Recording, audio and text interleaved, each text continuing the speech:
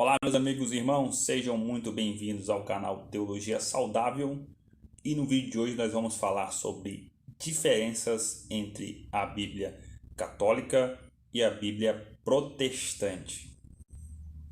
A principal diferença entre a Bíblia Católica e a Bíblia Protestante, ou seja, a Bíblia Evangélica, são os chamados livros apócrifos. Na Bíblia Católica existe cerca de 7 livros a mais que a Bíblia Protestante. E ainda contém adições aos livros de Esther e Daniel. Mas o que são os livros apócrifos? Os livros apócrifos são livros que não fazem parte do cânon, ou seja, da lista oficial da Bíblia. No decorrer da história da igreja, existiam muitos livros em circulação. Para evitar heresias e ensinamentos contraditórios, a igreja passou a fazer concílios para determinar quais livros seriam autênticos. Quais os critérios que eram usados nesses concílios para determinar que livros seriam autênticos? Existem alguns critérios que eu vou citar para você. Primeiro, este livro revela autoridade, ou seja, foi inspirado por Deus. Segundo, é profético, foi escrito por um homem de Deus. Terceiro, é autêntico, segue o mesmo padrão de Deus contido em outros livros da palavra de Deus. Então, esses eram alguns critérios usados nos concílios da igreja para determinar quais livros eram autênticos. É interessante notar que isso se fazia necessário porque existiam muitos livros que estavam em circulação. Só para você ter uma ideia, evangelhos, ou seja, os livros que contam a história de Cristo, existiam mais de 40 evangelhos que falavam de Cristo. E quando passou pelos concílios, apenas 4 evangelhos foram aprovados, que é justamente esses que estão aqui contidos na nossa Bíblia. Para você que quiser entender mais um pouco sobre a reforma protestante, esse termo protestante, nós temos um vídeo aqui no canal que fala sobre a reforma protestante e vai aparecer aqui no card, aqui em cima. Razões por que os apócrifos não são aceitos. Primeiro, os apócrifos foram rejeitados por Jesus e os apóstolos.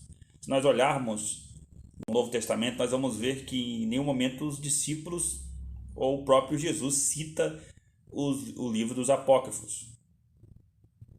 Segundo, os apócrifos foram rejeitados pela comunidade judaica, ou seja, os judeus também não consideram os livros apócrifos como os livros inspirados por Deus. E em terceiro lugar, os livros apócrifos contêm ensinamentos falsos. Vamos ler aqui o que diz o livro de Tobias, que também é um livro apócrifo. Então o rapaz perguntou ao anjo: Azarias, meu irmão, para que servem o coração, o fígado e o fel do peixe? O anjo respondeu: o coração e o fígado servem para livrar a pessoa do poder do demônio ou espírito mau. É só queimá-los e o fumo faz o demônio fugir.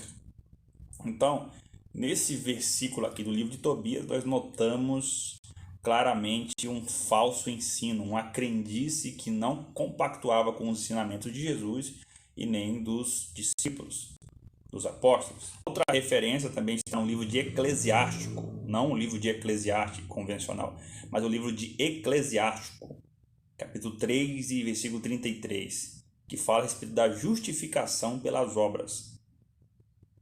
A água apaga o fogo ardente.